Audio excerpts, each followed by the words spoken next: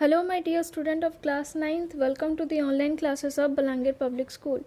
Today, in this video, we will learn how do infectious disease spread.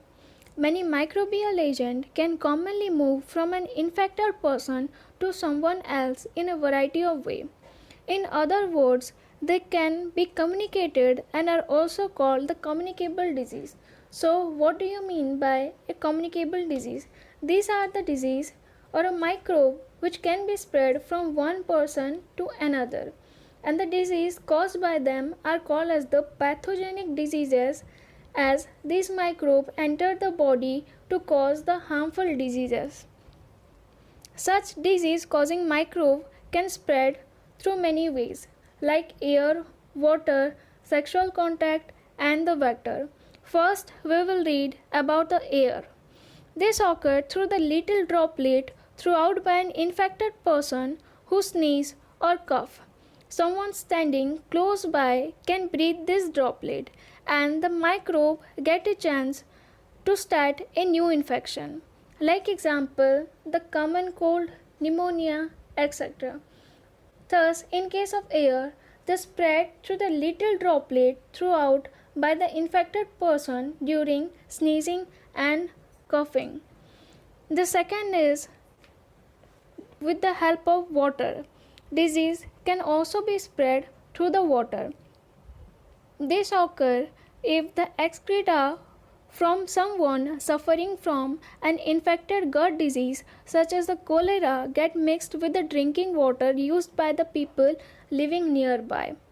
The cholera causing microbe will enter the new host through the water they drink and cause the disease in them. Such disease much more likely to be spread in the absence of the safe supply of the drinking water. The third means through which the disease are spread is the sexual contact. The sexual act is one of the closest physical contact the two people can have with each other. Not surprisingly, there are the microbial disease such as the syphilis or AIDS that are transmitted by the sexual contact from one partner to other. However, such the disease are not spread by the casual physical contact. Casual physical contact including the handshake or the hug or the sports like wrestling or by any of the other ways in which we touch each other socially.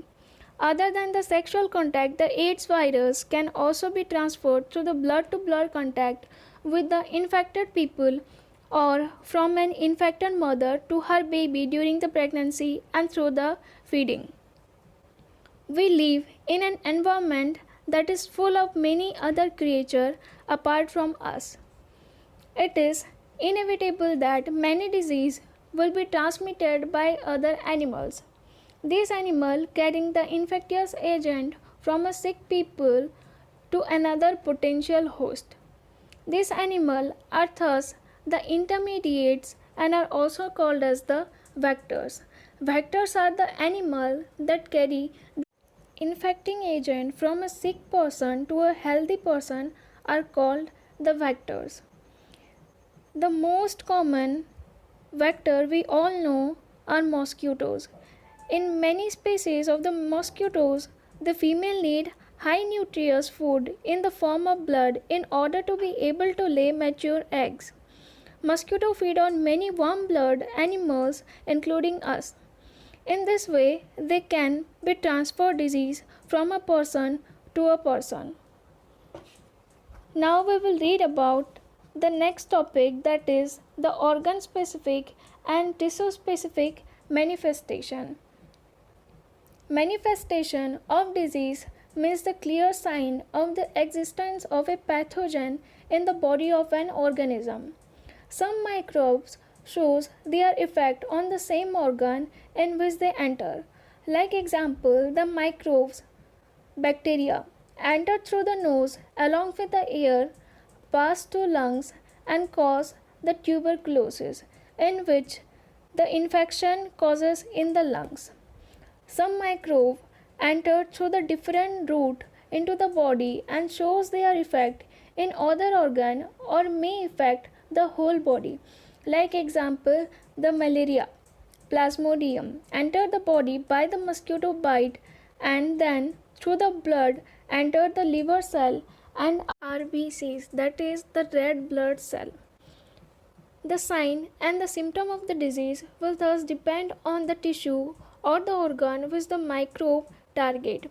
If the lungs are the target, then the symptom will be cough and the breathlessness. If the liver is the targeted, there will be jaundice.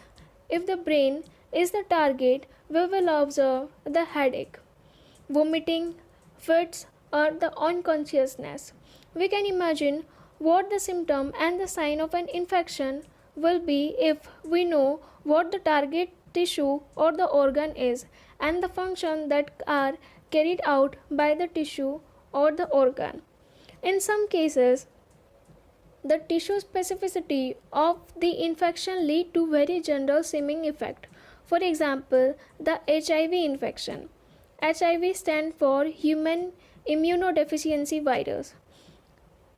The HIV infection or the virus goes to the immune system and damage its function.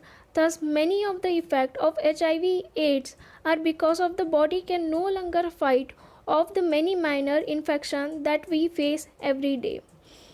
It is also important to remember that the severity of the disease manifestation depend on the number of microbes in the body.